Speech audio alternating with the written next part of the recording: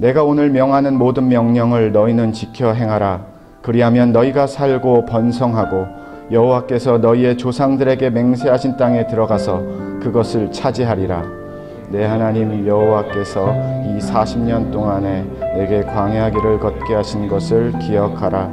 이는 너를 낮추시며 너를 시험하사 내 마음이 어떠한지 그 명령을 지키신지 지키지 않는지 알려 하심이라.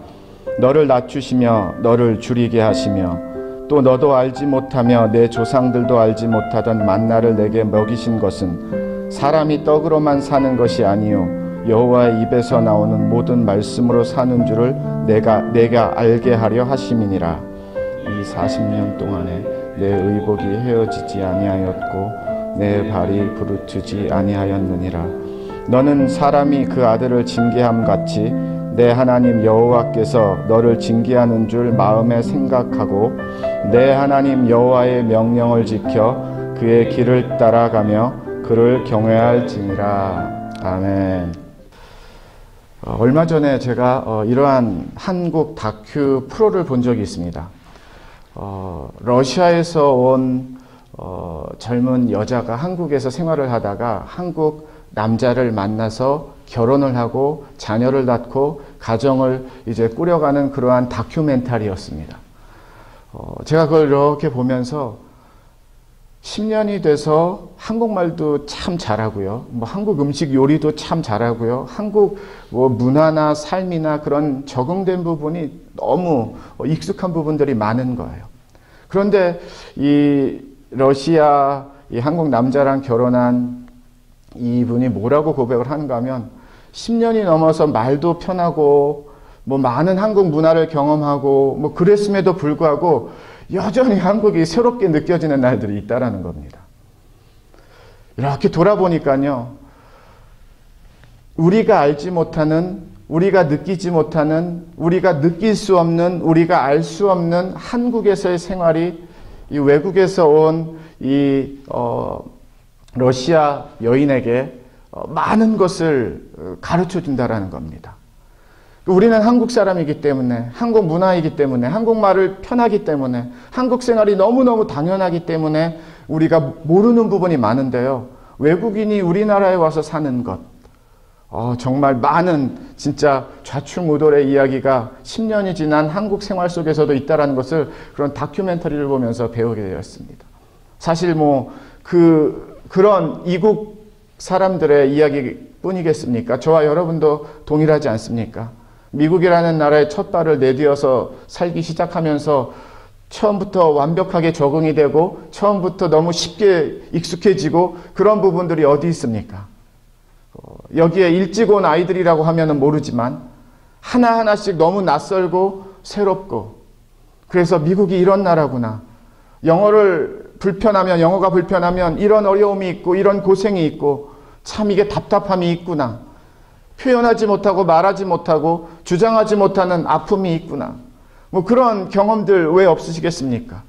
당당하고 싶은데 당당할 수 없고 막 이렇게 큰 소리를 치고 싶은데 그렇게도 될 수 없는 그런 미국에서의 첫 정착기의 이야기들은 아시다시피 책 한 권 좋게 쓰실 수 있을 분들이 여러 되실 거예요. 중요한 것은 무엇인가 하면은요. 남이 내 인생의 모든 것을 경험할 수 없고 내가 다른 사람들의 삶을 모든 것을 경험할 수 없듯이 내 인생에 나만이 경험하는 것들이 분명히 인생이라는 겁니다. 제가 이러한 고백들 종종 자주 듣습니다. 목사님, 제가 직장에서 학교 졸업을 하고 일을 시작해 보니까 목사님, 제가 고용인이 아니라 고용주가 되고 보니까 목사님, 제가 직장이 아니라 직접 사업을 하고 보니까 목사님, 제가 아이가 없다가 아이가 태어나서 부모가 되고 보니까 목사님, 제가 한국에서의 미국이 아니라 유학을 직접 와서 미국 공부를 해보니까 목사님, 제가 한국에서 살다가 미국 와서 살아보니까 목사님, 제가 많이 아파 보니까 목사님, 제가 많이 고생해 보니까 목사님, 제가 많이 절망해 보니까 목사님, 제가 많이 괴로워 보니까, 목사님 제가 좋은 행복한 시간을 만나 보니까, 이게 다 무슨 뜻일까요? 다른 사람의 인생이 아니라 바로 내 인생 안에만 있는, 내 삶 안에만 있는 내 삶의 고백이라는 뜻입니다. 세상의 이치와 지혜를 얻기 위해서 모든 세상에 있는 경험들을 저와 여러분들은 할 수가 없습니다. 그렇다고 더 많은 지혜를 깨닫기 위해서 별로 필요하지도 않은 경험을 위해서 이리 한번 경험해보고 저것 한번 경험해보고 하는 것도 그렇게 지혜롭거나 믿음적인 삶이 될 수도 없습니다. 제가 조금 전에 나누었던, 목사님 제가 이런 상황이 돼 보니까, 목사님 제가 이런 자리에 있어 보니까, 이전에는 느끼지 못했고요, 이전에는 깨닫지 못했고요, 이전에는 알지 못했고요, 이전에는 그냥 스쳐 지나갔던 그런 삶의 현장이고 그런 세상의 시간의 흐름이었었는데, 내가 그 현장과 시간과 상황 속에 내 인생이 들어가니까 무슨 뜻이겠습니까? 고백이 달라졌다라는 뜻입니다. 조금 다른 표현을 쓰면은요, 내 인생의 깊이가 조금 깊어졌다라는 뜻입니다. 왜냐하면 한 귀로 듣고 한 귀로 흘리고, 뭐 그런 거야? 그렇구나. 그렇겠네. 그렇지 뭐. 그렇게 반응했던 그런 사람들의, 주변 사람들의 고백들이 내가 그 현장이라는, 현실이라는 상황 속에 내 인생이 직면하니까 정말 지금까지 느끼지 못하고 깨닫지 못하고 보지 못했던 내 삶의 자리가, 내 삶의 고백이 열려진다라는 뜻입니다. 삶은 그런 것 같습니다. 모든 것을 경험할 수는 없지만 분명히 경험 속에서 저와 여러분의 인생은 많이 성숙해지고 많이 달라지고 변화가 시작이 되는 것 같습니다. 성경 안에서도 그렇고요, 하나님 안에서도 그렇습니다. 우리는 우리가 원하는 것을 다 하고 싶고, 원하는 자리에서 살고 싶고, 원하는 삶이 우리의 모든 삶이 되기를 바라는 마음이 있지만, 세상에 한 사람도, 모든 원하는 대로 사는 사람은 한 사람도 없습니다. 예기치 못한 상황들, 일들, 만남들, 문제들, 소식들, 하루에도 여러 번이 될 수도 있고요.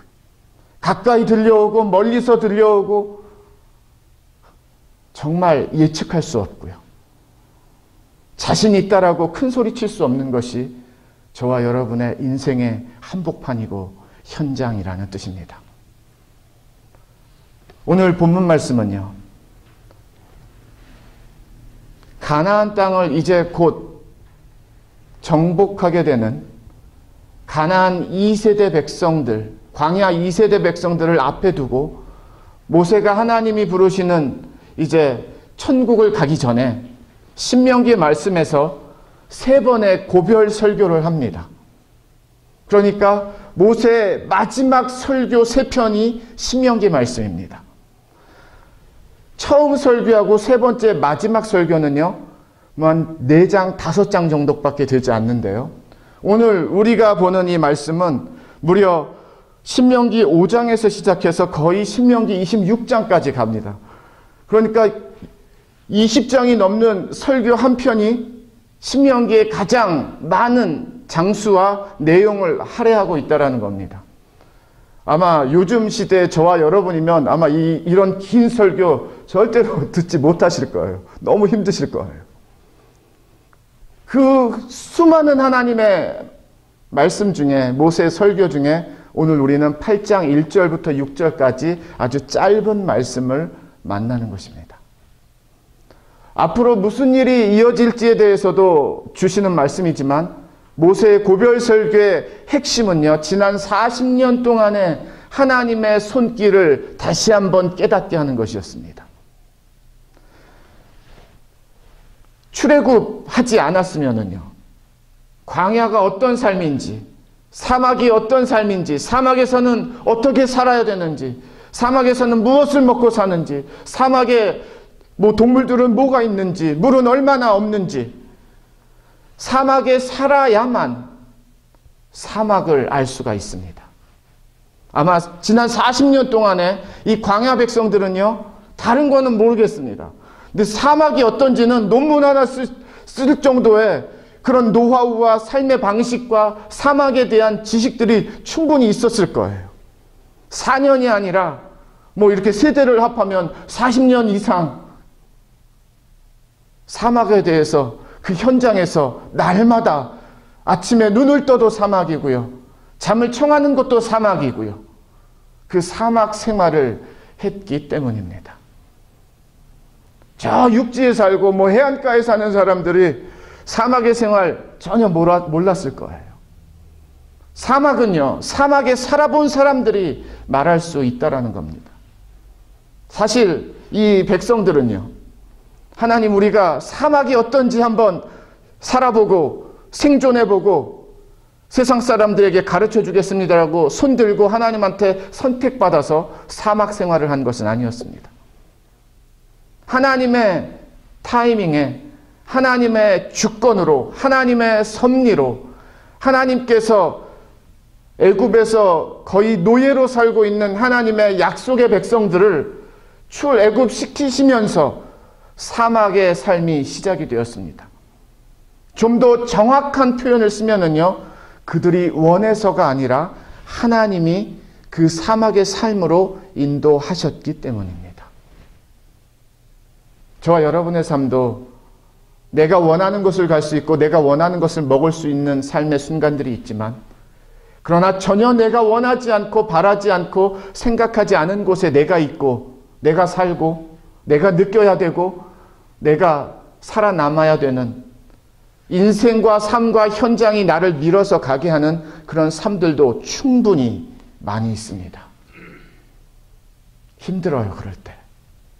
내 방향과 다르고 내 뜻과 다르고 내 마음과 다르기 때문에 많이 힘듭니다. 오늘 모세가 광야 2세대 백성들, 가나안 땅을 정복하고 차지하고 살게 될 이 2세대 백성들에게 주는 메시지가 바로 그 메시지입니다. 조금 쉽게 풀어서 설명을 드리면은요, 이렇게 나눌 수 있습니다. 여러분, 우리가 지난 40년 동안에 사막에서 산 그 생활이 우연이겠습니까? 어쩌다이겠습니까? 어떻게 하나님이 실수하셔서 잘못 인도하신 걸음이겠습니까? 그렇지 않습니다. 지난 40년을 기억하십시오. 지난 40년이 어땠는데요? 출애굽기, 민수기, 신명기 보시면은요, 말 잘 안 들었어요. 기회만 있을 때 하나님 도망가려고 했고요. 하나님에게 막 그냥 항의했고요. 그랬습니다. 그런데 지난 40년 동안에 하나님의 날마다 그들을 동행하시고 지키시는 구름 기둥과 밤의 불 기둥은 언제나 그 자리에 있었습니다. 조상들도 후손들도 먹지 못하는, 알지도 못하는 그 만나라는 아주 신비한 음식. 지난 40년 동안 하나님이 광야에서 그들을 날마다 굶어 죽지 않도록 아침에 이슬과 같이 내려주셨고요. 안식일 전날만 이틀 분량을 주셨습니다.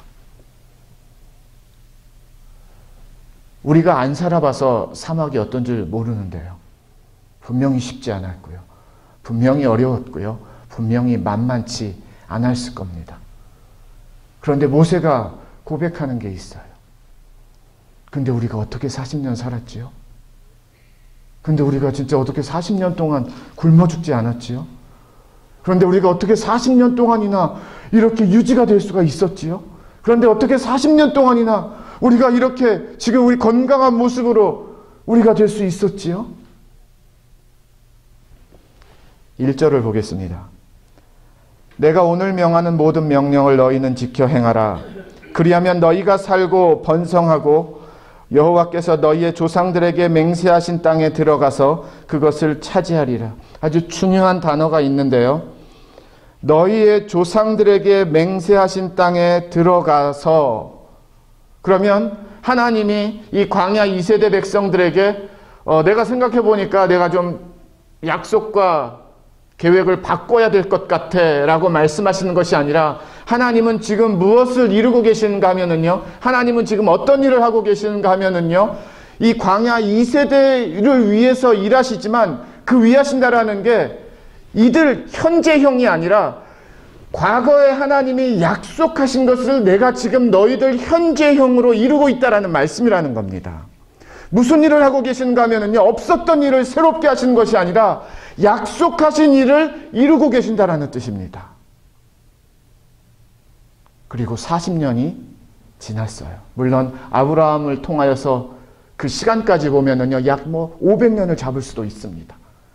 아브라함에게 주신 그 약속의 말씀을 이제 현재형으로 구체화시키시고 드러나게 하시는 하나님의 손길을 바로 이 광야 2세대 백성들에게 그냥 갑자기 나온 계획 아니야. 그냥 어쩌다가 나온 계획 아니야. 잠재다가 이거 좋겠네 하면서 나온 계획이 아니야. 내가 오래전부터 아브라함을 통해서 약속했던 그 약속을 나는 지금 이루고 있고, 바로 그 주인공들이, 현재형들이 바로 너희들이다라고 가르쳐 주시는 말씀이라는 겁니다. 저와 여러분의 삶은요, 내가 다 선택한 삶은 아니지만 하나님의 약속이 흐르는 삶이라는 것을 잊지 않으시기를 주님의 이름으로 축원을 드립니다.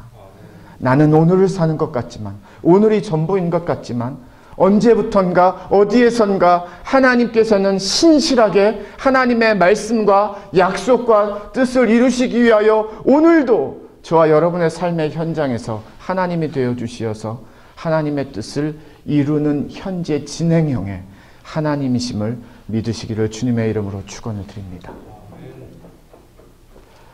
그런데 뭐라고 고백을 하는가 하면은요, 2절에 내 하나님 여호와께서 이 40년 동안에 내게 광야길을 걷게 하신 것을 기억하래요.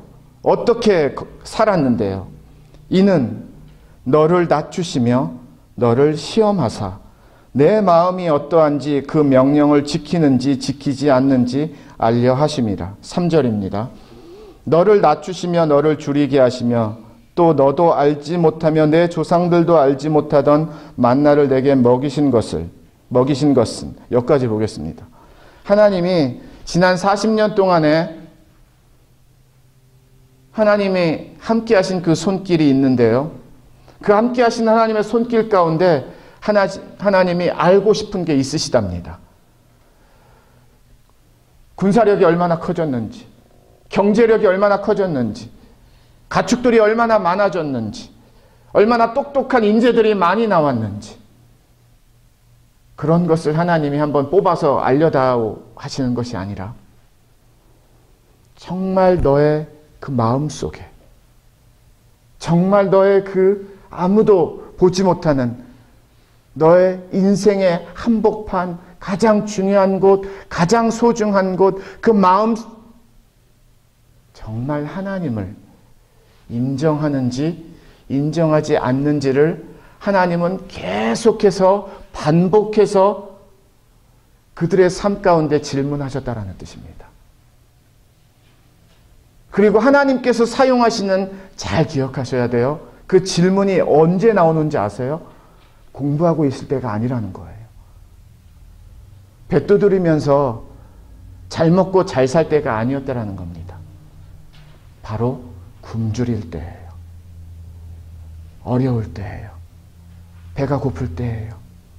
힘들 때예요. 내 뜻대로 안 될 때예요. 내 마음대로 안 될 때예요. 아플 때예요. 절망할 때예요. 소망이 없어 보일 때예요.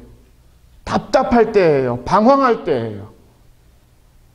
그때 하나님의 질문이 던져진답니다. 지금 내 마음속에 누가 있니? 무슨 생각하니? 어디를 바라보고 있니? 뭐가 그렇게 중요하니? 하나님이 그런 질문을 바로 언제요? 걸어 다닐 때? 운전할 때? 아니요. 물론 그때도 하시지만 오늘의 말씀의 핵심에서는요, 낮추실 때, 줄이게 하실 때는요, 저와 여러분이 잘 나갈 때이기보다는 잘 안 될 때입니다. 그때 하나님이 가차히 나타나셔서 질문을 하신대요. 네 마음 어떤지 내가 알고 싶은데 알려달라고. 무슨 마음이냐? 지난 40년 동안에 하나님께서요, 알고 싶어서 광야 생활 중에서 이 백성들에게 때로는 줄일 때도, 목마를 때에도, 안 풀릴 때에도 어려운 순간순간들이 있었다라는 겁니다. 줄이게 하시는 것이 목적이 아니라, 어렵게 하시는 것이 목적이 아니라, 고생 한번 진탕해봐라 그래서 하시는 것이 목적이 아니라, 하나님이 알고 싶은 것은 단 한 가지. 그때 내 마음의 중심과 삶의 고백이 무엇인지를 하나님은 알고 싶으시고, 하나님은 듣고 싶으셔서 한 번보다는 여러 번, 지난 40년 동안의 이 광야 백성들을 그런 질문 가운데 하나님께서 인도해 주신 삶의 여정과 걸음들이 있습니다라는 고백입니다. 기억하셔야 될 거는요, 다른 민족이 이 질문을 받아도 무슨 질문인지 모릅니다.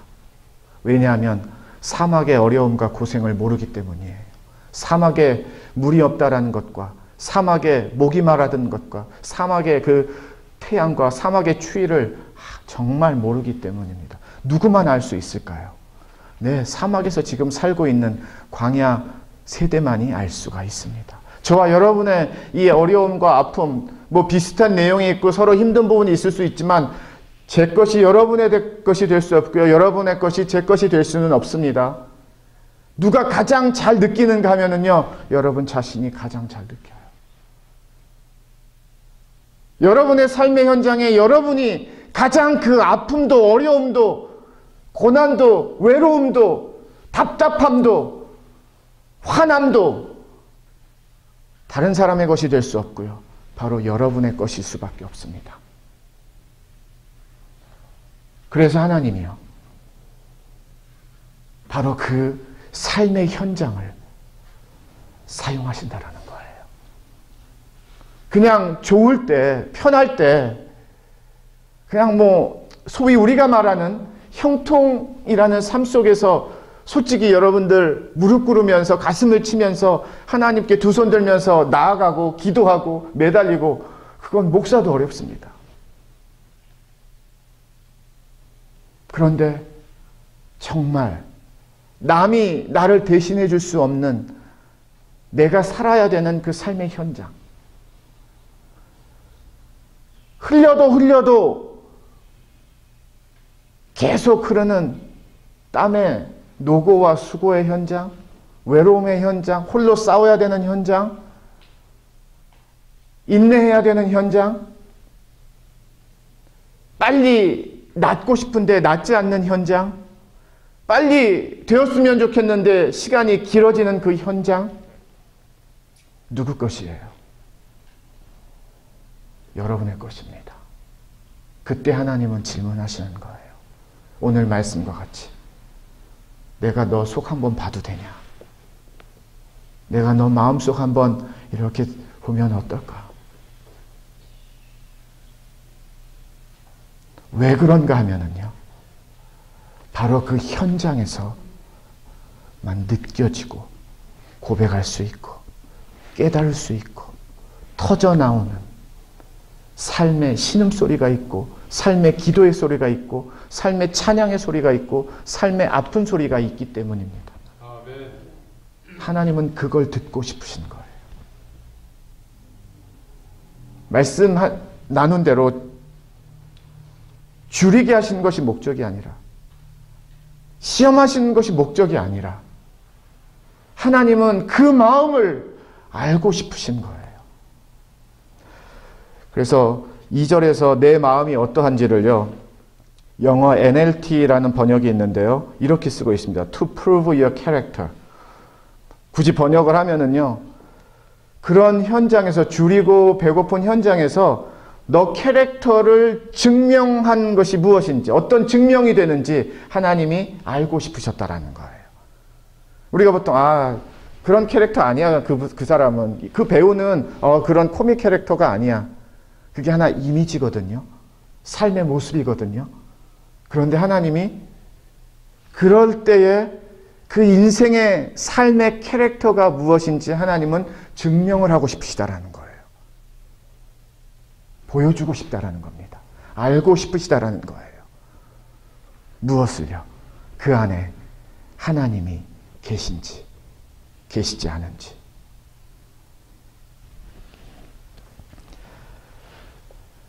하나님이 놀랍게도 이렇게 말씀하세요. 다시 한번 3절을 보시면은요, 너를 낮추시며 너를 줄이게 하시며 또 너도 알지 못하며 내 조상들도 알지 못하던 만나를 내게 먹이신 것은 사람이 떡으로만 사는 것이 아니요 여호와 입에서 나오는 모든 말씀으로 사는 줄을 내가 알게 하려 하심이니라. 표현이 중요합니다. 알게 하려 하심이니라. 알아야 된다라는 거고요. 하나님은 알아야 될 수 있는 삶으로, 기억하세요, 저와 여러분을 인도하십니다. 왜? 알아야 되니까. 왜? 알아야만 하니까. 왜? 알아야 진짜 사니까. 왜요? 알아야 믿음이니까. 그렇게 인도하신대요. 줄이는 거, 목마른데 가장 필요한 것은 물이고 양식입니다. 그걸 모르는 사람이 어디 있어요? 그런데 그것도 중요하고 그것도 소중하고 그것도 필요한 것이 맞지만 하나님은 바로 그 줄인 현장에서, 바로 그 목마른 현장에서, 바로 그 아픈 현장에서, 바로 그 힘든 현장에서 무엇을 주신다고요? 하나님의 말씀을 주신다라는 겁니다. 왜? 바로 그때에만, 그 자리에서만, 그 시간에서만, 그 상황에서만, 그 현장에서만, 그 인생의 그 단면에서만 하나님이 주시는, 하나님이 인도해 주시는, 하나님이 역사하시는 하나님의 능력과 은혜의 손길이 임하기 때문입니다. 다른 데가 아니에요. 바로 그 현장이에요.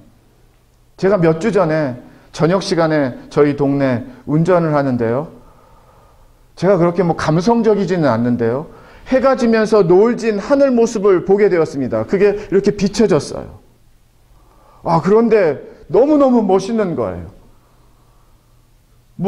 그런 생각 잘 안 하는데, 진짜 내려서 사진 한번 찍고 싶다, 내가 남기고 싶다 할 정도로 너무너무 아름다운 노을의 모습을 보았습니다.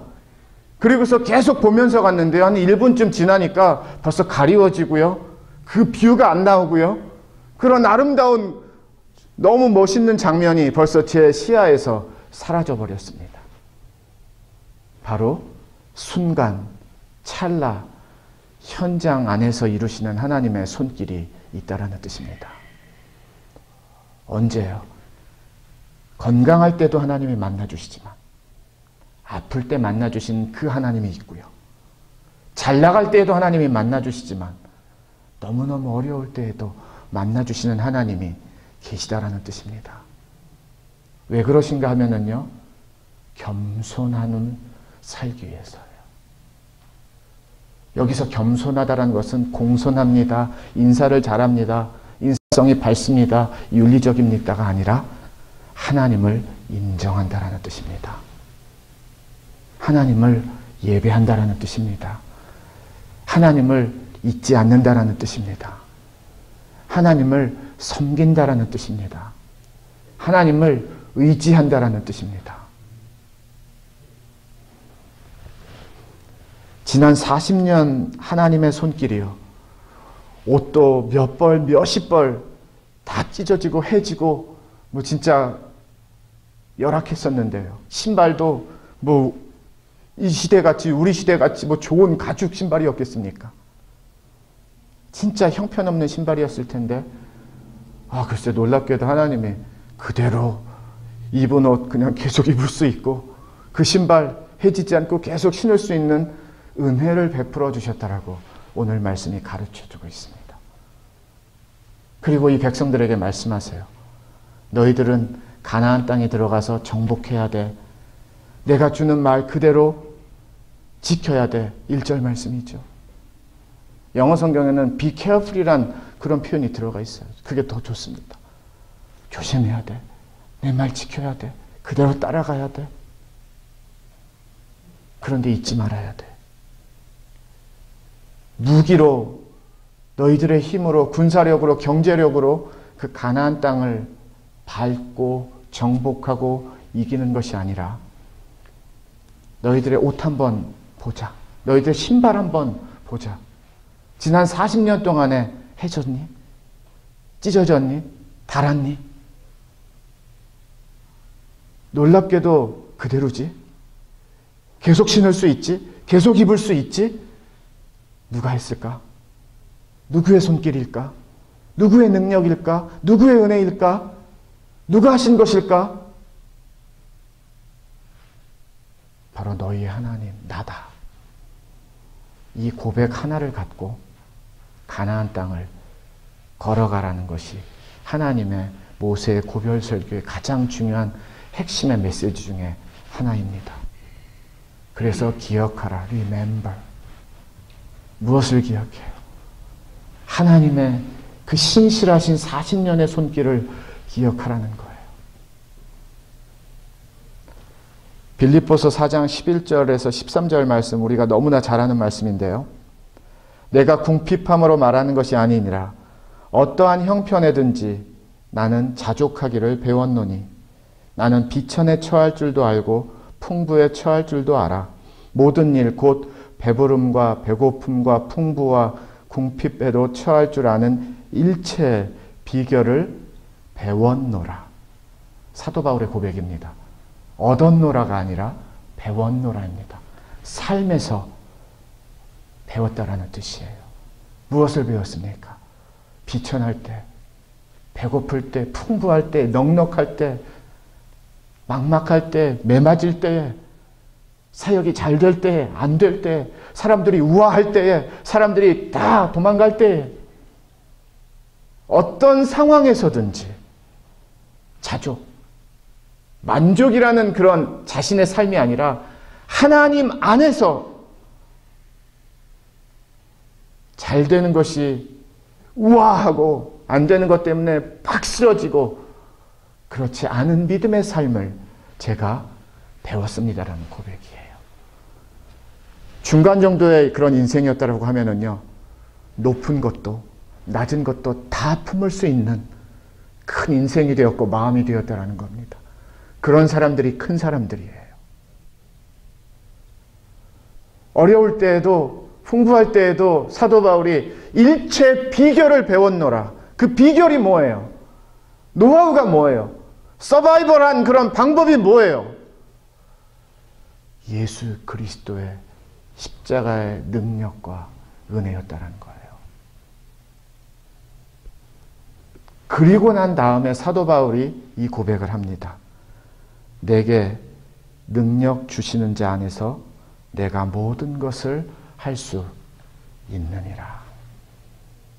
우리가 생각할 때는 그냥 막 하면 다 이루실 것 같고 원하는 거 막 이루실 것 같고 그냥 이것 갖다 붙이고 저것 갖다 붙이면 하나님 다 되게 하시는구나라는 말씀으로 때로는 잘못 오용되고 이용되는 말씀이기도 한데요. 그 맥락을 보세요.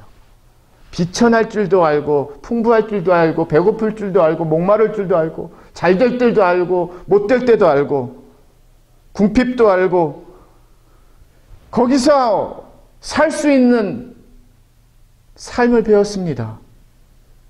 믿음을 배웠습니다. 그래서 고백을 합니다. 사도 바울이 내게 능력 주시는 자 안에서 내가 모든 것을 할 수 있다. 내가 할 수 있는 것이 아니라 예수 그리스도의 은혜가 할 수 있는 나를 만듭니다. 나를 살게 합니다. 나를 일으켜 세웁니다. 나에게 힘이 되고 능력이 됩니다. 소망이 됩니다. 승리가 됩니다. 다시 시작하게 합니다. 치유를 줍니다. 생명을 줍니다. 어떤 상황에서도 그 하나님의 은혜와 사랑이 나를 막지 못하고 가리지 못하고 포기치 못하고 끝이라고 말하지 않습니다. 그게 뭐예요? 내게 능력 주시는 자 안에서 내가 모든 것을 비천할 때에나 높을 때에나 낮을 때에나 다 할 수 있는 믿음의 능력을 있는 겁니다. 얼마나 큰 사람입니까? 얼마나 멋진 사람입니까? 자족을 배웠대요. 돈으로 살 수 있을까요? 박사 공부 열심히 해서 얻을 수 있을까요? 경험을 위해서 평생 경험만 하고서 이런 거 만날 수 있을까요? 아닙니다. 사도 바울의 그 삶의 현장에서 하나님이 줄일 때에도 궁핍할 때에도 어려웠어요. 힘들어요. 그런데 하나님이 그 궁핍한 순간에 어려운 순간에 매맞는 순간에 욕먹는 순간에 핍박당하는 순간에 어떻게 하셨다라는 거예요. 바로 그 현장에서만 그 순간에서만 만나 주실 수 있는 하나님을 사도 바울은 만나고 경험했다라는 뜻입니다. 그래서 일어난 거예요. 그래서 살아난 거예요. 그래서 우리에게 이런 놀라운 믿음의 이런 능력이 있어. 원하는 거 다 하고 싶어서 모든 것을 할 수 있는 게 아니라요. 어떤 자리에서도 어떤 형편에서도 어떤 상황에서도 예수가 이긴다라는 것을 가르쳐주는 말씀입니다. 여러분의 삶도 그렇습니다. 지금 바로 그 삶의 현장, 그 마음의 어려움, 방황, 소망, 고백, 어떤 것이든지 하나님이 원하시는 것은 바로 그 현장에서만 고백할 수 있는 하나님을 구하고 하나님을 찾고 하나님을 만나라는 뜻입니다. 그걸 통해서 하나님이 놀라운 일을 하시는 거예요. 세상이 줄 수 없는, 사람이 줄 수 없는 하늘의 능력과 하늘의 힘이 바로 그 순간에 하나님이 함께 하시고 하나님이 역사하시고 하나님이 주장하시는 하나님을 경험하는 현장이 되기 때문입니다. 말씀을 정리하겠습니다. 제가 아버님, 어머님과 이런저런 옛날 얘기하면서 좀 가물가물했던 그러한 이야기를 분명히 알게 된 게 있습니다. 저희 가정은 할아버지 때부터 예수님을 믿고 지금 4대째 믿고 있습니다. 1943년에 할아버지가 예수님을 믿게 되셨대요. 물론 할머니가 더 먼저 믿으셨습니다. 저희 아버님이 8남매이신데요. 아버님이 넷째시고요. 위로는 누님 3분이 계십니다. 제게는 고모님들이죠. 그리고 맏아들이고 장손이세요. 그런데 2살 때 아버님이 아프셔서 진짜 의원도 찾아다니고 고칠 수 있는 방법을 다 찾아다니셨는데 못 고쳤답니다. 그래서 마지막 소망을 어디에 두었는가 하면 기독교라는 데를 소망을 두고 저희 할머님께서 아버님의 그 죽게 된 상황을 보시고 그냥 마지막 소망이잖아요.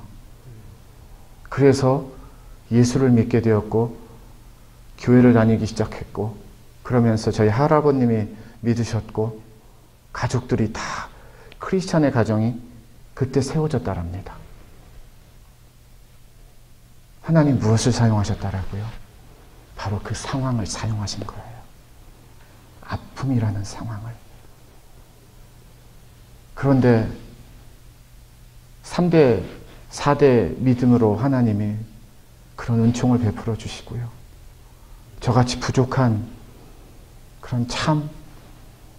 그런 사람 하나님이 목사 되게 하셔서 사역하는 사역의 자리에도 세워주시고요.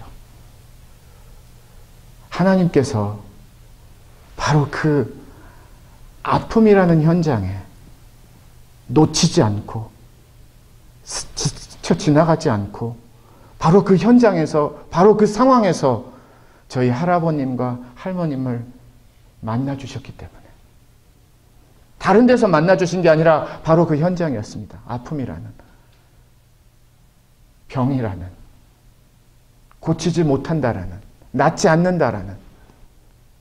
그런데 바로 그 현장에서 하나님이 함께 하시니까 뭐 나으신 것은 말할 것도 없고요. 믿음의 가정의 시작을 하나님이 이루어 주셨습니다.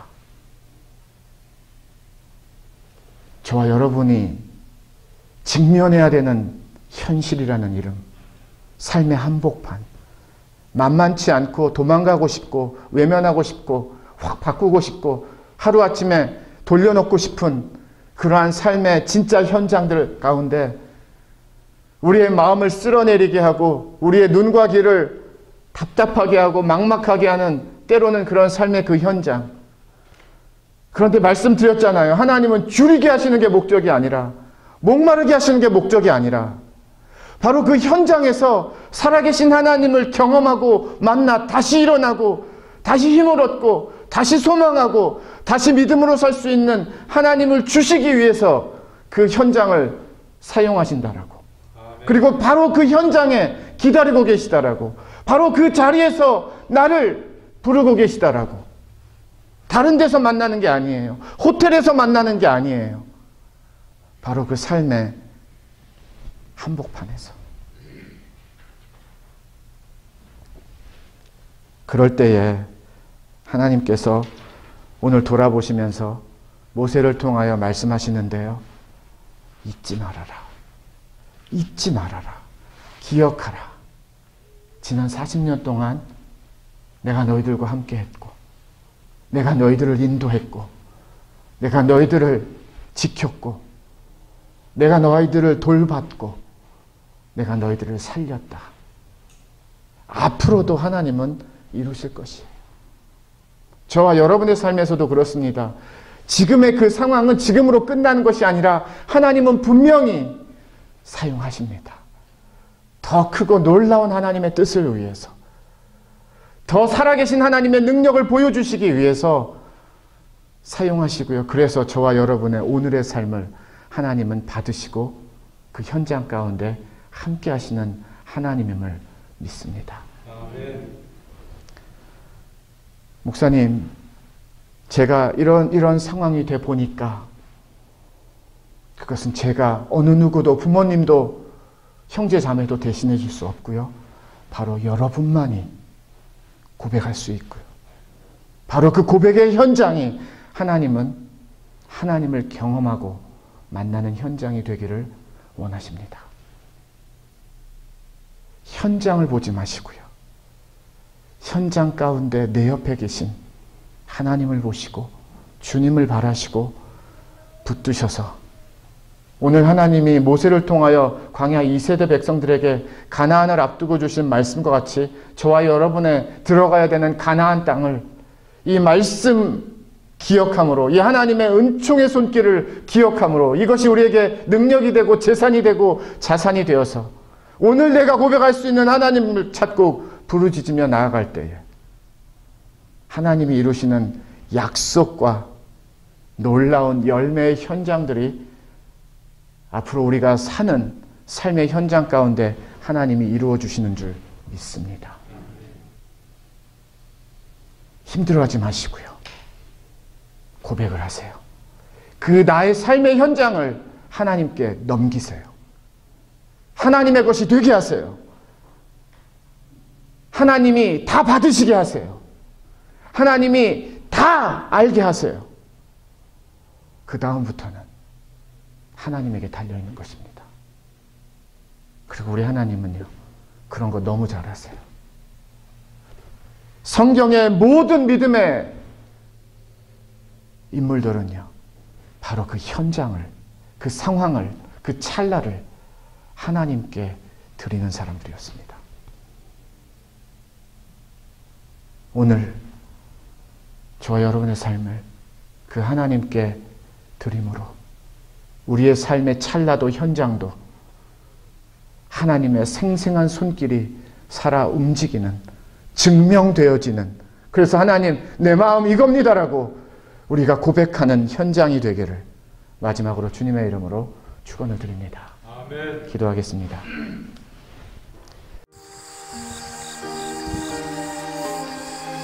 예수님만을 생각하는 교회 발란시아 산목교회는 25,222 와일리 캐니언 로드에 있으며 전화번호 661-219-5434, 웹사이트는 www.샘물.org입니다.